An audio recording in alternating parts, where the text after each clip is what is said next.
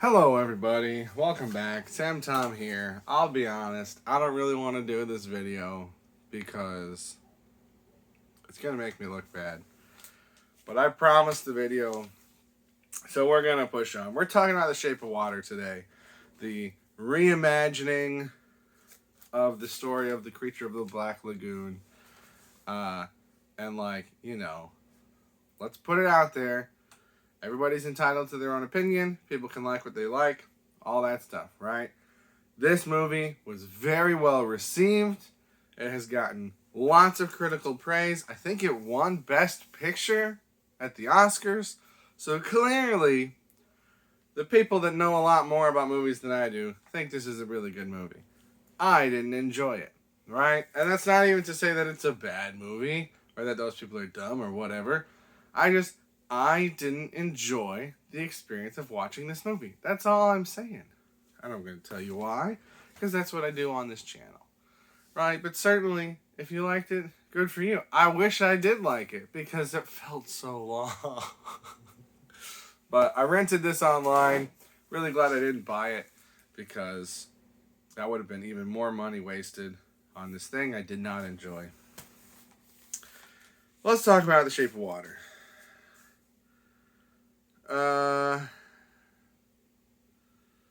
I can't eat, I watched this 2 days ago, and I'm looking at my notes, and I already, can't place things together.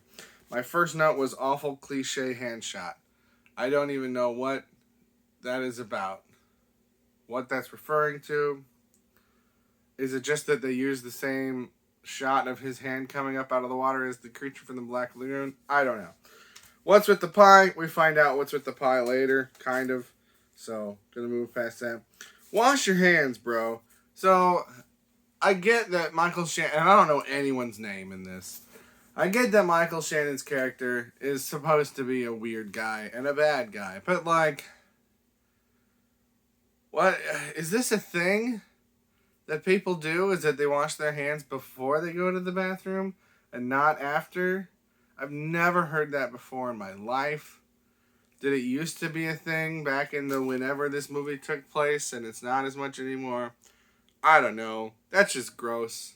This is the kind of stuff where I'm talking, it's unpleasant for me to watch these characters. Lois sang that song. Okay, so there's several different songs featured in this movie, but the main recurring song, or at least the one I picked up on because I was familiar with it, is this song, and my voice still isn't back, but we're gonna.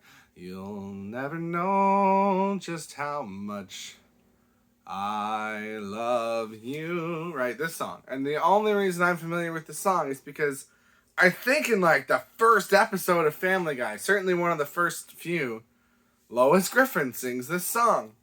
And so every time I hear this song, I think of Family Guy. And they used that song in some key moments and some key scenes, which we'll get to in this movie. And it's just I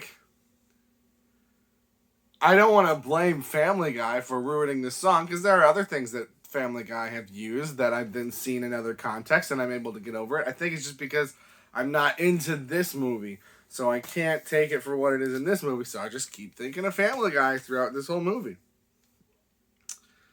Oh my gosh. Next note. Did they even try to make him not look like Abe Sapien? Now, I know this is Doug Jones, so it's the same actor, right? So there's going to be a similar build that you're working off of. And it's the same director, right? Guillermo del Toro also directed Hellboy. But that was 13 years prior. It was not close to each other. I don't know when the second Hellboy came out. And then there was the Hellboy reboot that also had Abe Sapien, I'm pretty sure. Anyway, point is, these guys should have been able to say, hey, you know what? This looks a little bit too much like Abe Sapien, and considering Doug Jones, the actor, and you, Guillermo del Toro, the director, we're both involved in that movie, maybe we should make it look more distinct. And it's just I haven't seen the Hellboy movies in a while, but it looks exactly like Abe Sapien. I bet if you pulled a shot of the creature from The Shape of Water and a shot of Abe Sapien with no context, no background, I don't think I could tell you which one was which. They look exactly the same. I'm sure someone can tell me some differences. Like I said, I didn't compare them, but like, if I had just seen the creature in this movie, because I've seen the cover art where you can't really see his face. But if I had seen that face, I would have thought it was from Hellboy, because it looks exactly like Abe Sapien from Hellboy. Man, this dude is the worst. I can't even remember what dude I wrote that about, because lots of dudes are not great in this movie. Probably Michael Shannon, but there's also like, what, a Russian spy or something? There's also the creature, who's like his own thing. And then there's Richard Jenkins, which, by the way, went to my college. Weird fun fact for you there. And Richard Jenkins, I think, is mostly a decent guy. Was it the guy at the diner with the pie? Maybe, because not only is he homophobic, but he's also racist. And they really squeezed that in there really quickly. But yeah, I cannot remember what dude that's supposed to be about, because lots of people in this movie are terrible. Then I wrote, but why? Right, because I don't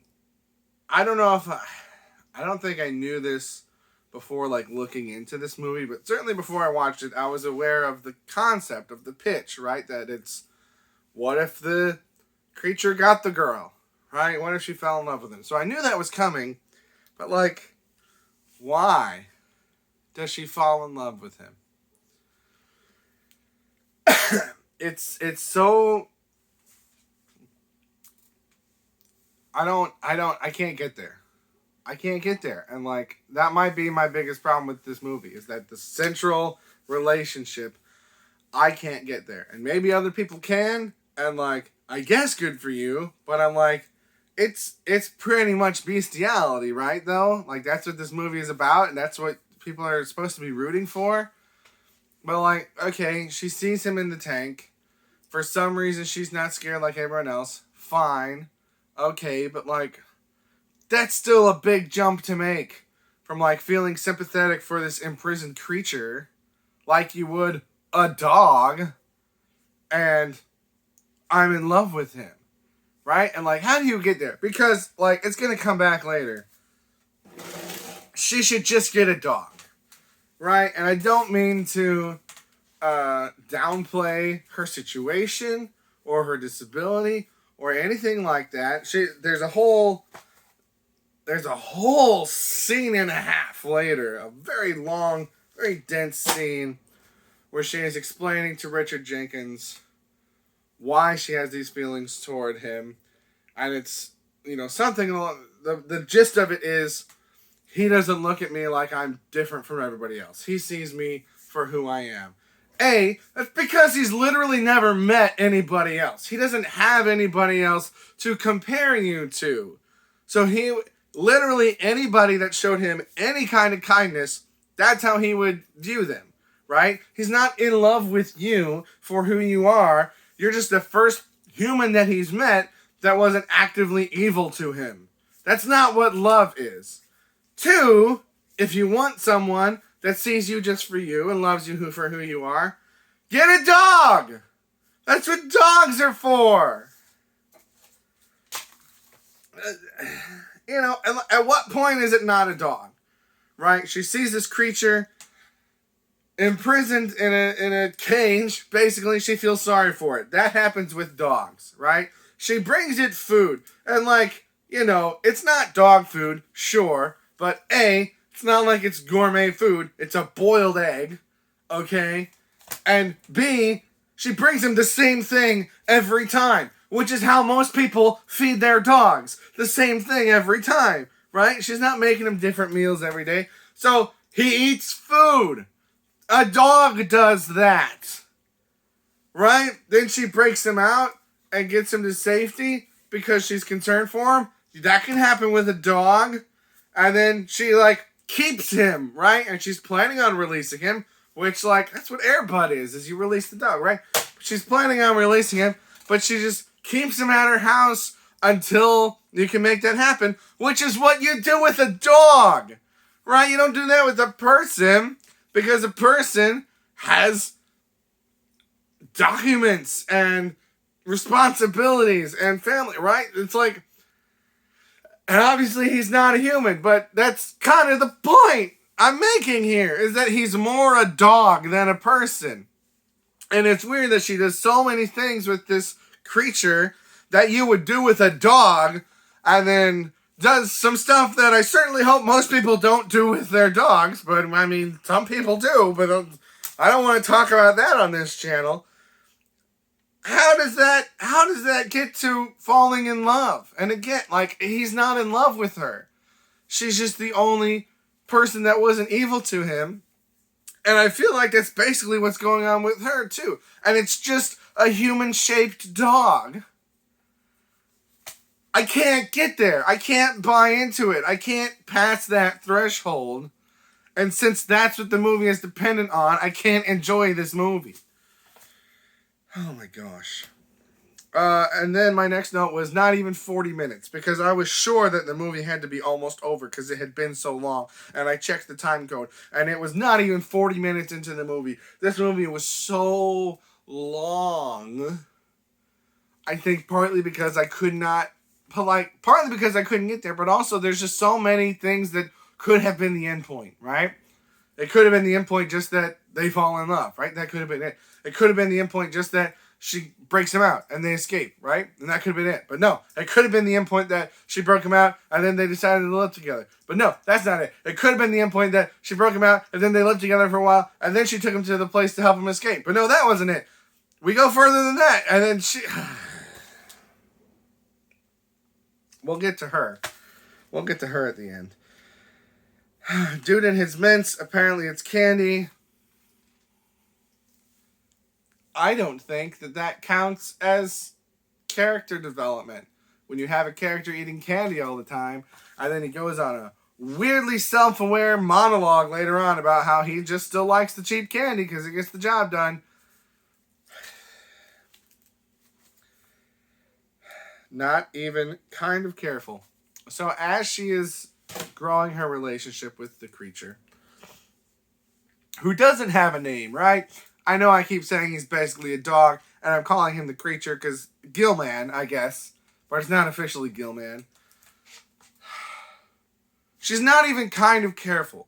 She's bringing phonographs in to play records and dance around with them. She's bringing in all sorts of food. She's spending way too much time in there. And, like, we know there are cameras around. I guess I don't remember for sure if there are cameras in that room. You'd assume there would be, though, right? Like, there's no freaking way they don't have cameras in that room.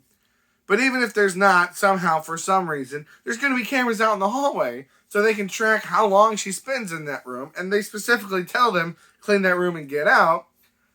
Plus, we got her friend that, you know, knows something's going on, but it makes sense she's not going to report it. But it makes no sense that nobody in that facility knows that something is going on. And obviously, the spy, the double agent, he finds out, and he doesn't really care, because he also cares about the creature. But, like, there's no way that other people in security and other people high up don't know what's going on. Again, it makes no sense, and I can't get there. She says, I'm like him. No, you're not. No, you're not. You are not a fish dog. You're a person.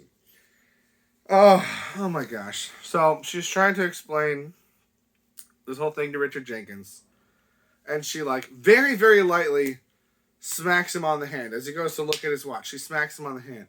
And he, like, freaks out. And he's like, you hit me. You've never hit me before. I'm like, bro, she literally just, like, smacked your hand because you were looking at your watch. That is not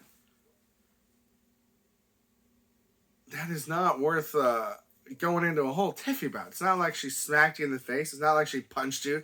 It's not like she kneed you in the gut. That does not even hurt. It's not intended to hurt. It's not intended to injure. It's not intended to scare. It's intended to say, hey, you're not listening to me and I can't yell at you. So if you're not going to watch me, I'm going to, make sure you can't look at what you're looking at. Way too much of an overreaction from him. Oh, gosh. He doesn't know I'm incomplete. Again, he doesn't know anything about you. You're just a person that's not evil to him. Then I literally wrote, just get a dog. Oh, gosh. Then we get this line, this whole scene. Everything in this movie is too long. Every scene could have just been a line. So the line is, I bet I can make you squawk. And it's a super uncomfortable scene between Michael Shannon and the main girl, whose name I don't remember. And again, like, I don't enjoy watching this. I don't enjoy this movie because so much of it is terrible. But also, it just doesn't make sense with that character because when he is having relations with his wife and she does make noise, he tells her to be silent and he covers her mouth so that he can't hear her. So it does track with that character that he would be interested in a mute girl, but then to want to make her make noise goes completely against what we saw from him before. And it's just uncomfortable and it doesn't even track.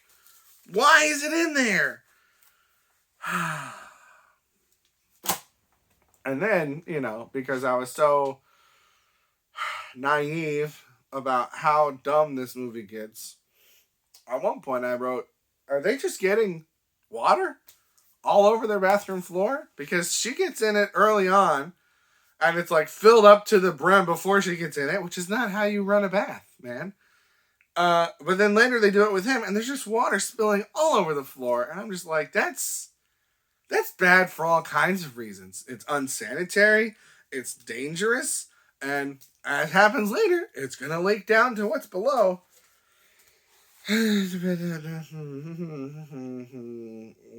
What are you talking about, salt? I don't even remember who says that. I think it's Richard Jenkins, where she's talking about how they have to get salt for the water because he's a saltwater creature. And Richard Jenkins seems like not an idiot, right? So he should be able to put 2 and 2 together, and he just doesn't. Again, some of these lines are really, really small things like that, and with him being like, yo, you hit me. But it's just like, he's not a person. Those aren't things that a person would say. Those, like, it's just dialogue put in, and I don't know why. The one Russian spy, at one point when they're escaping, he says, put one of these packages or whatever in the water with him every 3 days. And I was like, how is she supposed to do that? But then it turns out he just keeps giving them to her.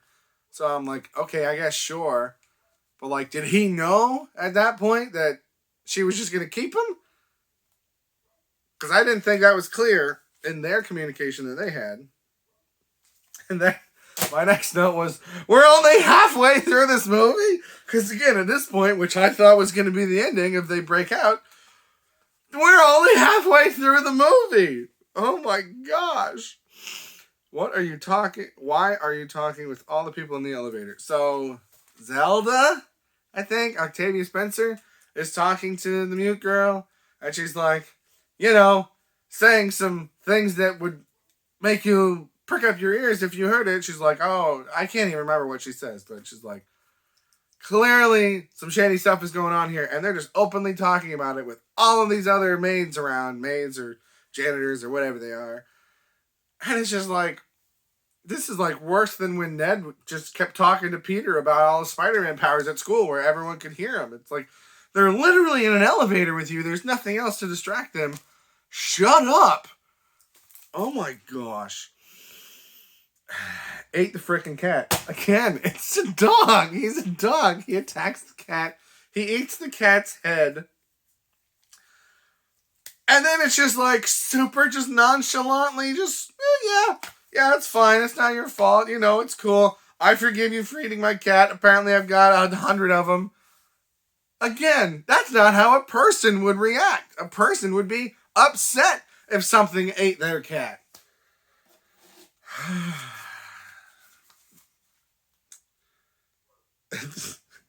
And then I just wrote, she really flooding the place? Because she floods She, she just floods her whole bathroom, which, like, A, that room is not going to be watertight. Those towels are not going to be watertight. But B, even if it was, the water level does not rise that fast, right? It takes a long time just to fill up a bathtub. So if you're going to try to fill up an entire bathroom where water can get out as you're filling it up because it's not watertight, that's going to take forever. Oh, and it's just weird. I don't like it. Then I put WTF is this. I think that was during the dance sequence. Which again, like, I don't get. I don't understand. So there's this whole sequence where she starts signing the words to that song that I mentioned earlier.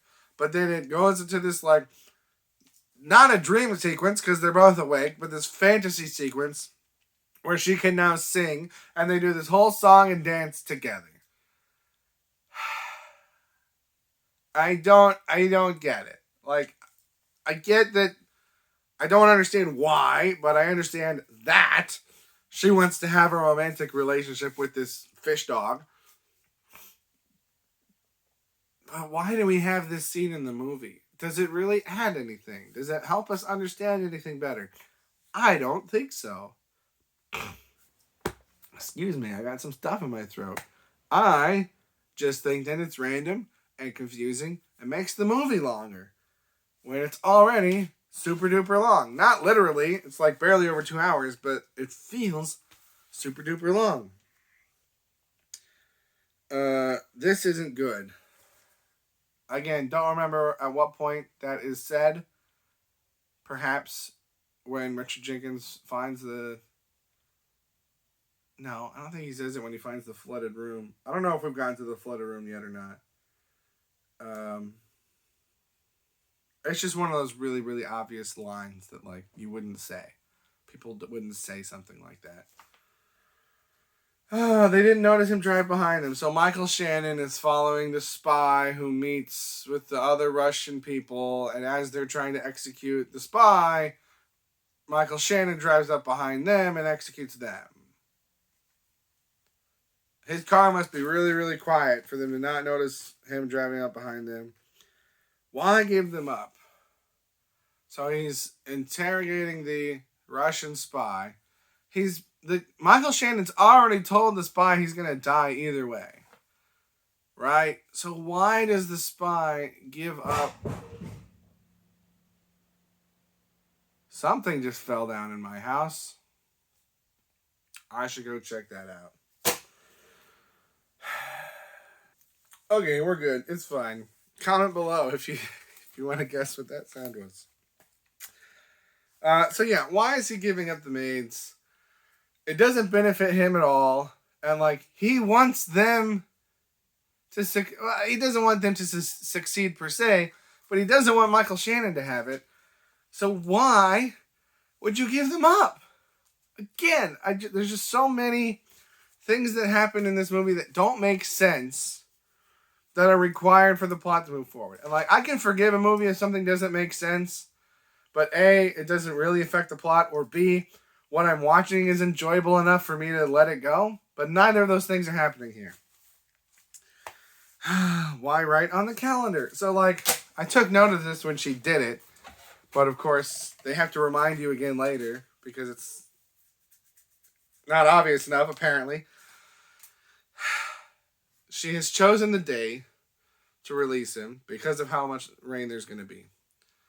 But like, just like, put a star on it or something, right? When you write rain/docs on it, it's going to make it really easy for anyone who happens to be going through your apartment at that time to A, know what your plan is, and B, know where to go, right? Like, you wouldn't need to write down that much information, right? When I set a reminder for myself to take out the trash, right? All I do is set an alarm at a time that's different from my normal alarms. I don't have it say, make sure to gather up all the trash in your house, put it into some bags, take it out to the trash can you have outside, roll it down to the street, and then leave it there for the trash man to pick up. Because I don't need all that detail. All I need to know is, hey, remember that thing.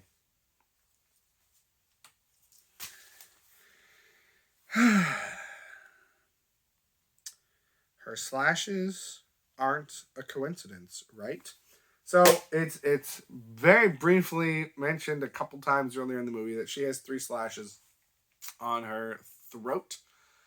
And after seeing the creature / Richard Jenkins, I assumed that what was going to be the case was that either this particular, probably not this particular creature because he's from South America, right? But something like this creature attacked her when she was a child, and that's what made her lose her voice, and that's why she has those scars, and it would be this kind of weird, strange irony that they were then brought together later on. But no, it's dumber than that. My next note was just, I hate this. So I guess let's talk about it. Is she supposed to be one of him? Is she supposed to be what he is? Because she's not. I'm sorry. She's just not, right? They have shown that if he is out of water for too long, that is harmful to him, perhaps even deadly to him. They have shown that not only does he require water, but he requires salt water, right? And even if it turns out that, oh, if he's out of it for so long, then, you know, he'll recover and he can just switch to the air. But, like, you're telling me that in her whole life, we know she takes baths with the bathtub filled all the way up and overflowing. You're telling me she's never been in a situation where she's underwater and she would have realized that she could breathe underwater? And that she wouldn't have noticed that something was happening? Because it's not like she's under there for super duper long when her gills start to open up. Like, the only way that my brain can even kind of try to start to process this is that it's not real. That ending doesn't really happen. It's just that because Richard Jenkins is telling us the story, right? And so he sees them both go down under the water. He doesn't know what happened, right? And it's like, the narration is weird because he's like, what did I tell you about the girl? What did I tell you about the time? What did I tell you about the creature? It's like, you would tell us the story. Like, the story has all of that. What are you even talking about? Again, this is not how people talk.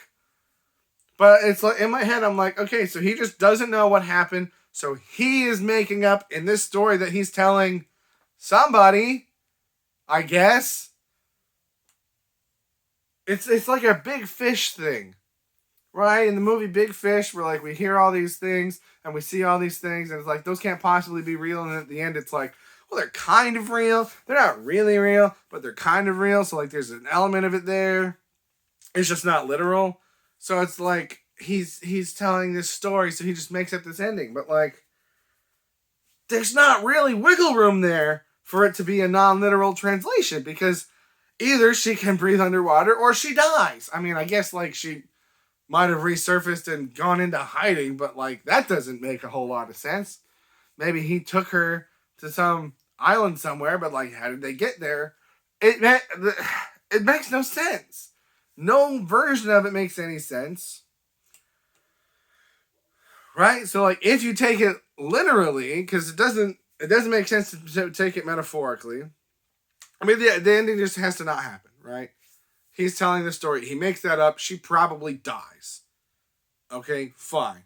If you don't want it to be that, if you want to take it literally, then she's some kind of other, more advanced, more closely related to human evolved form of the dogfish that he is, because she also has the gills that can breathe underwater, but in a way that it didn't hurt her to be exposed to air, and also no other time that she was underwater it ever happened. So that doesn't make sense. And it's like it's supposed to be this like, oh, they really were meant for each other because they're the same. But like, no, they're not. There's no way that's real. I can't get there. And then my last note is the title is dumb. I didn't like this movie. I'm not like mad at you if you did. I just don't get it. I just don't get it. And like, I don't get how weird, obscure, gross. It's gross. It's a dogfish. Ugh. Stuff like this gets prestige and acclaim and, oh, this is high art. Oh, this is the best picture winner. And then, like, I like comic book movies, right? And like, I get that those aren't like the pinnacle of cinema or whatever, but it's like, I feel like most of those are more coherent and logically consistent than this is. Maybe I'm wrong. Maybe I just look past all the flaws because I like them. I don't. But like, it's just weird to me that things that have all of these issues can be seen as the height, the pinnacle of cinema, but then other things, just because they're bright and colorful and fun, are seen as lesser form of the media and are seen as not art. And like, I'm not making the case that they are art. I'm just making the case that why is this art? Just because it's full of itself and it takes itself so seriously, I don't buy it. I don't buy it at all. I don't like it. I'm never gonna watch this movie again. Tell me if you disagree. If you like this movie, tell me why. What am I missing? What am I missing that would make me enjoy this movie? Because I can't. Not only can I not get there, I don't understand how other people do. How do we buy the fact that she falls in love with this dogfish? I don't. Let me know. Let me know. I'm not looking for a fight. I'm looking for someone to literally like explain to me, oh, well, you're missing this and this is supposed to be taken this way and blah blah blah. Because I'm not getting it. Okay, so let me know. That's fine. But I gotta stop this. Thank you for watching. Have a good day. Don't do weird stuff with a dogfish, man.